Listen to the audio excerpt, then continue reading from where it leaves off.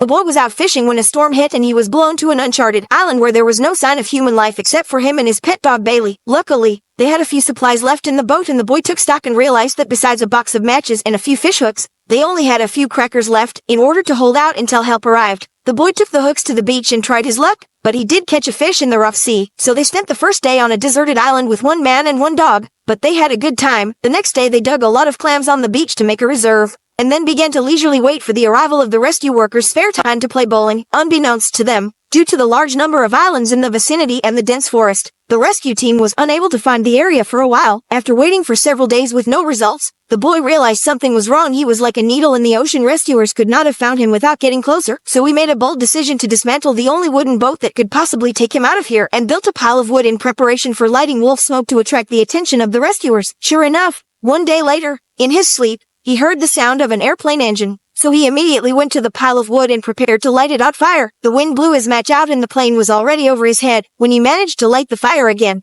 he looked up and realized that the plane had already gone out of sight, and he had missed his first chance to rescue him. But the boy did not give up. He burned the fire to the highest level and then waited for the plane to return. But even after the boat burned down at nightfall, he did not wait for the rescue plane. What's more, they didn't catch any fish for several days and the only cookies they had left were almost gone. The boy realized that this was not the way to go. So he packed up what he could and left a message on a board for the rescuers, and then took Bailey to look for the lighthouse he remembered, but they hadn't gone far when another rescue plane passed by, and the boy shouted as loud as he could, but by now they were in the middle of a valley, and with the tide rising, his voice was completely muffled, and you could only watch as the plane flew away once again, and the boy realized that this was not a good idea. Having missed 2 rescue attempts in a row, the boy's emotions broke down and he couldn't stop crying, not knowing where his future lay. At this point, Bailey made a whimpering sound to him as if to encourage him not to be discouraged. Under the comfort of Bailey, the boy eventually came to terms with the reality. At night there was a sudden downpour and they built a simple thatched hut and made a fire to keep warm, but from time to time there were howls from outside. When a bolt of lightning struck the boy, he was horrified to realize that outside the hut a wild wolf was staring at him as if it was about to come in and tear him apart. Bailey immediately jumped out,